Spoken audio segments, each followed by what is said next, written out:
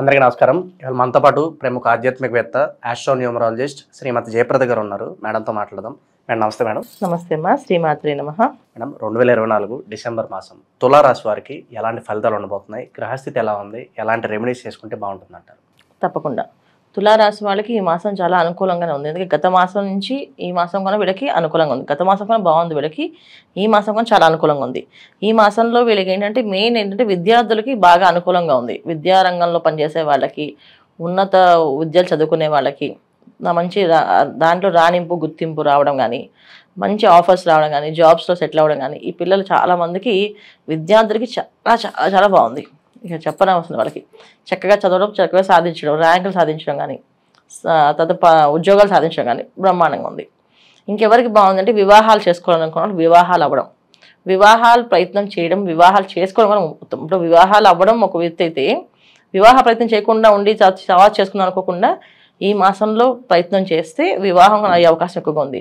వివాహాలు మంచిగా సంబంధాలు, మంచి వాళ్ళతో సంబంధం కలవడం, అంటే వివాహం అనేది ఒక లైఫ్ టర్నింగ్ పాయింట్ కదా వీళ్ళకి. సో ఖచ్చితంగా జీవిత భాగస్వామి అనే వాళ్ళు మంచి వాళ్ళు వస్తారు వీళ్ళు ప్రయత్నం చేస్తే. అది ఖచ్చితంగా ప్రయత్నం చేయడం, ప్రారంభించడం. ఒకవేళ ప్రారంభించలేదంటే ప్రారంభం చేయడం వల్ల అనుకూలంగా ఉంది. ఎందుకంటే వీళ్ళకి పంచమ స్థానంలో శని భగవానుడు, చతుర్థ స్థానంలో శుక్రుడు ఎప్పుడైతే ఉన్నారో వీళ్ళకి అన్ని పనులు అనుకూలంగా మారి కంఫర్టబుల్గా ఉంటుంది అనమాట. అంటే ఏ పనైనా చేద్దామంటే మేము అదే చాలంటారు, మేమే మీకు ఫోన్ చేద్దాం మీరే ఫోన్ చేశారు, మేమే వద్దాం అనుకుంటాం మీరే వచ్చారు, మేమే అనుకుంటాం మీ గురించి మాట్లాడదామని మీరే ఆటోమేటిక్గా కలిసారు, మాటల్లో కలిసాము. ఇలాంటివన్నీ ఎదురవుతూ ఉంటాయి వీళ్ళకి. ఏ పని ఏదైనా చేయాలంటే ఎప్పుడైనా శుభగ్రహాలు ఫలితాలు ఎలా ఉంటాయంటే మనం అనుకుంటే జరిగిపోతూ ఉంటుంటాయి. పాపగ్రహాలు అంటే మనం అనుకున్నా, ఏడ్చినా, బాధపడినా అవి అంత తొందరగా ఇవ్వవు. ఎందుకంటే మన కర్మని ఎంతవరకు పరిపక్వత అయ్యింది, ఆ కర్మఫలాన్ని అనుభవించాలి, అది అయ్యే వరకు వాళ్ళు ఇవ్వకూడదని అది చాలా స్ట్రాంగ్గా నిర్ణయించుకుంటారు. కానీ శుభగ్రహాలు ఎప్పుడు ఏంటంటే కొంచెం బాగున్నా పర్లేదు, బాగుంది కదా ఇచ్చేద్దాం అనే లక్షణాలు ఎక్కువగా ఉంటాయి. సో చతుర్థ స్థానంలో ఎప్పుడైతే శుక్రుడు ఉన్నాడు వీళ్ళకి అన్ని అనుకూలంగా మారే అవకాశాలు ఎక్కువగా అనిపిస్తుంది. రాశాధిపతి చతుర్థ స్థానంలో అంటే కుటుంబంలో అందరూ అనుకూలంగా ఉండడం, వీళ్ళతో సఖ్యంగా ప్రవర్తించడం, ఎప్పటి నుంచో విరోధం వచ్చి విడిపోయిన వాళ్ళు కలవడము, ఏముంది రేపు మళ్ళీ కలిసి మనం సరదాగా ఉందాము అని అనుకోవడము, మాట పట్టింపులన్నీ పోవడము, ఇలాంటివన్నీ కూడా తులారాశి వాళ్ళకి ఈ మాసం అనుకూలంగా ఉంది. ఎప్పుడైతే గురువు ప్లస్ కుజుడు, తర్వాత శుక్రుడు, రవి, బుధులు ఇవన్నీ కూడా ఏంటంటే కాస్త అనుకూలంగానే ఇస్తున్నారు వీళ్ళకి. సో మెయిన్ ఏంటంటే మార్కెటింగ్ స్కిల్స్ బాగా డెవలప్ అయ్యే అవకాశాలు ఎక్కువగా ఉంటాయి. మార్కెటింగ్ రంగంలో, మీడియా రంగంలో పనిచేసే వాళ్ళు, సినీ రంగాల్లో పనిచేసే వాళ్ళకి ఏంటంటే ఎప్పుడైతే కుజుడు దశమ స్థానంలో ఉన్నాడో, ద్వితీయంలో బుధుడు ఉన్నాడో, ఆ పని ఎలాగైనా సాధించాలనే లక్ష్యం ఏర్పడుతుంది, పట్టుదల ఏర్పడుతుంది. ఖచ్చితంగా చేసుకుని రావాలి, ఎలాగైనా చేసి సాధించాలి. ఎందుకంటే అక్కడ ఎప్పుడైతే దశమస్థానంలో కుజుడు ఉన్నాడో అది మంచో చెడో, అది న్యాయమో ధర్మమో పని అయితే అవ్వాలి అనుకుంటాడు ఆయన. కానీ బుధుడు ఏం చేస్తాడు, అది ఎలాగైనా సరే సాధించుకోవాలంటే అక్కడ యుద్ధం కంటే మాటలతో యుద్ధం చేసి గెలవాలనుకుంటాడు. సో అందుకని ఈ లక్షణం ఎక్కువగా ఉంది కనుక మార్కెటింగ్ స్కిల్స్ చాలా బాగున్నాయి. మార్కెటింగ్లో రంగాలు పనిచేసే వాళ్ళకి బాగుంది. తర్వాత వ్యాపారాల్లో మార్కెటింగ్ బ్రహ్మాండంగా పెరుగుతుంది. ఇప్పుడు రియల్ ఎస్టేట్స్ వ్యాపారం, ఫ్లాట్ బిజినెస్లు ఏదైతే చేస్తున్నారో, ప్లాట్ బిజినెస్లు, తర్వాత బిల్డర్స్, వీళ్ళందరికీ ఈ మాసం చాలా అనుకూలంగా ఉంది. వాళ్ళకి లోన్స్ రావడం కానీ, ఆ ఫ్లాట్స్ అమ్ముకుపోవడం కానీ, అవ్వడం కానీ అవ్వడం కానీ ఇవన్నీ కూడా చాలా బాగున్నాయి. స్థిరాస్తులు రావడం కానీ, తర్వాత కోర్టు వ్యవహారాలకు సంబంధించిన వ్యవహారాల్లో వాటిలో ఉన్న పెండింగ్ కేసులు ఏవైతే ఉన్నాయో అవన్నీ మార్పు వచ్చి వీళ్ళకి అనుకూలంగా వచ్చే అవకాశం ఎక్కువగా ఉంది. తులారాశి వాళ్ళకి చాలా అనుకూలంగా ఈ మాసం అన్ని కనిపిస్తుంది. ఎందుకంటే ఇక్కడ వీళ్ళకి శుభగ్రహాలు గురువు ప్లస్ శుక్రుడు, ఈ తర్వాత బుధుడు, వీళ్ళందరూ కూడా కొంచెం అనుకూలంగా ప్రయత్నాలు పనులు అవుతాయి. సో ప్రయత్న లోపమే తప్ప వీళ్ళు చేయడంలో ఆలస్యం చేసుకుంటే దానికి మనం ఏం చేయలేం. కానీ చేద్దాము అనుకుంటే మాత్రం సాధిస్తాయి. ఈ లక్షణాలు ఎక్కువగా ఉన్నాయి తులారాశి వాళ్ళకి. ఇంకా ఎవరికి బాగాలేదు అనుకుంటే కొత్తగా ఇల్లు కొనుక్కునే వాళ్ళు మాత్రం జాగ్రత్తగా చూసుకోవాల్సిందే. ఎప్పుడైనా పంచమ స్థానంలో శని భగవానుడు వీళ్ళకి ఖచ్చితంగా శని భగవానుడు ఎప్పుడు కూడా ఏంటంటే పాజిటివ్ ఎనర్జీ ఇస్తాడు, కానీ పిల్లల త్రూగా అది పాజిటివ్ రావచ్చు. అంటే ఇప్పుడు విదేశాల్లో ఉన్న పిల్లలు స్థలాలు కొనమని, ఇల్లు కొనమని డబ్బు పంపించడం కానీ వీళ్ళు కొనడం కానీ ఇలాంటి జరిగే అవకాశాలు ఎక్కువ ఉన్నాయి. వీళ్ళ సొంత డబ్బుతో కొనాలంటే మాత్రం ఖచ్చితంగా వాళ్ళ జాతకాన్ని చూసుకొని కొనుక్కోవాలి. అదే సంతానం సంపాదించిన డబ్బులు కానీ, తర్వాత అన్నదమ్ములతో వాళ్ళు కానీ, కుటుంబంలో సంపాదించిన వాళ్ళందరూ కలిపి ఒక ల్యాండ్ కొందామని, కంబైన్డ్గా ఒక స్థలాన్ని కొందాం అనుకుని మాత్రం చక్కగా కొనుక్కోవచ్చు, ఇబ్బంది లేదు. సొంతంగా కొనాలి అనుకునే వాళ్ళు తులారాశి వాళ్ళు చెక్ చేసుకోవాల్సిందే. వాళ్ళ సొంత డబ్బుతో చేద్దాం అనుకుంటే, పిల్లల డబ్బులతో కానీ ఇంట్లో వాళ్ళ దాని డబ్బుతో, లేకపోతే స్థిరాస్తి డబ్బుతో చేస్తే మాత్రం బ్రహ్మాండంగా యోగిస్తుంది. ఇది మంచి ఫలితాలు వీళ్ళకి ఈ మాసంలో. మేడం అలాగే సంతానం కోసం చూస్తూ ఉంటారు ఎప్పటి నుంచో, అటువంటి వారికి ఎలా ఉండబోతుంది, అలాగే వైవాహిక జీవితం ఎలా ఉండబోతుంది ఈ రాశి వారికి? సంతాన యోగం బాగుంది, వైవాహిక జీవితం చాలా బ్రహ్మాండంగా ఉంది. ఎందుకంటే శుభగ్రహాలు చతుర్థ స్థానంలో, తర్వాత శుక్రుడు శుభ చతుర్థ స్థానం ఉండడం, తర్వాత గురువు వక్రించి ఉండడం వల్ల వీళ్ళకి అన్ని అనుకూలంగానే ఉంటాయి. అదే ఎప్పుడైతే శుభగ్రహాలు కలిస్తే మనం ఏదో తలిస్తే ఆ పని అయిపోతుంటుంది, అంత పాజిటివ్గా కనిపిస్తాయి. కాకపోతే ఇక్కడ ఏంటంటే వీళ్ళకి మెయిన్ 6వ స్థానంలో రాహు కాస్తంత ఇబ్బంది పెడతాడు.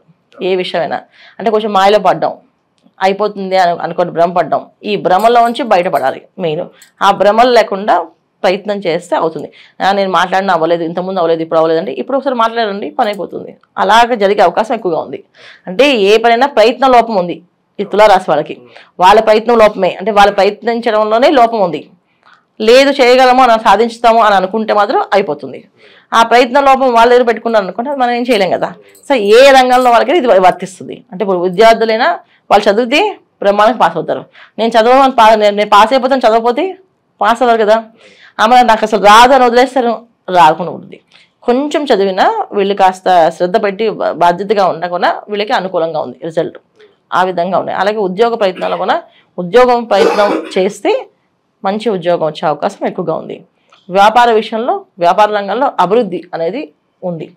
మెయిన్ ఎక్కువగా ఏంటంటే బిల్డర్స్కి వీళ్ళకి అనుకూలంగా ఉంది ఈ మాసం. సో మరి స్టాక్ మార్కెట్లోను, రియల్ ఎస్టేట్లోను పెట్టుబడులు పెట్టాలనుకున్న వారికి ఇది సరైన సమయం అంటారా? వాళ్ళకి అసలు ఆలోచించాలి, జాతకంలో యోగాలు చూసుకోవాలి. నేను శుభగ్రహాలు ఎప్పుడు శుభ ఫలితాలు ఇస్తాను అంటే మంచి దానికి వాళ్ళు మెలకువలు చూపిస్తారు.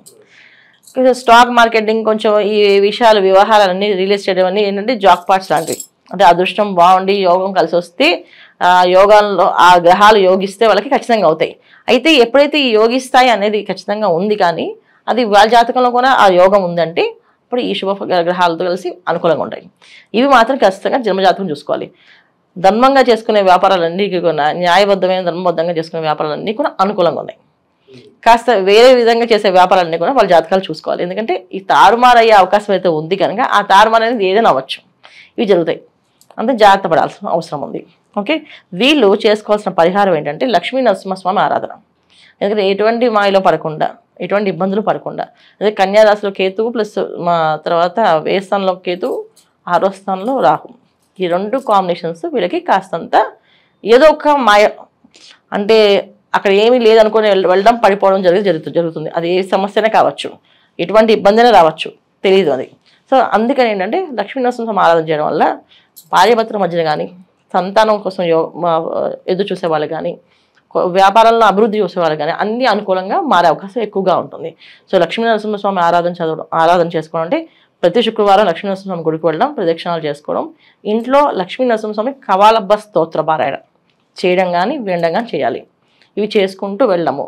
మంగళవారం పూట వీళ్ళు కాస్త మౌనంగా ఉండడం.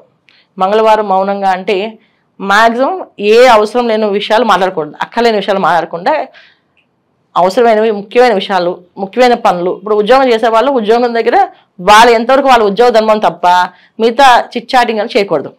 ఇది వీళ్ళు ప్రయత్నం చేస్తే ఎటువంటి ఇబ్బంది లేకుండా జరుగుతుంది. అది అంటే వాళ్ళ ఉద్యోగం చేసుకోవచ్చు, బాస్ అడిగిన విషయాలు చెప్పచ్చు, కానీ సరదాగా కబుర్లు చెప్పుకుంటూ కాలక్షేపం చేసుకుంటూ నవ్వుకుంటూ ఉంటుంది.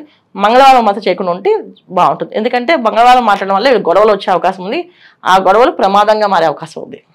సో అలాగే ప్రయాణాలు చేసినప్పుడు మంగళవారం పూట చేయకుండా ఉండడం మంచిది. ప్రయాణాలు చేస్తే కూడా వాహన అనేది కొంచెం ఇబ్బంది పెట్టే అవకాశం ఉంది, వాహన ప్రయాణం. దానివల్ల కూడా కొన్ని ఇబ్బందులు ఉన్నాయి కనుక మంగళవారం మ్యాక్సిమం ఎక్కువ మాట్లాడకుండా, తక్కువ మాట్లాడకుండా పని చేసుకుంటూ వెళ్ళడం ఉత్తమమైన ఫలితాలు వీళ్ళకి.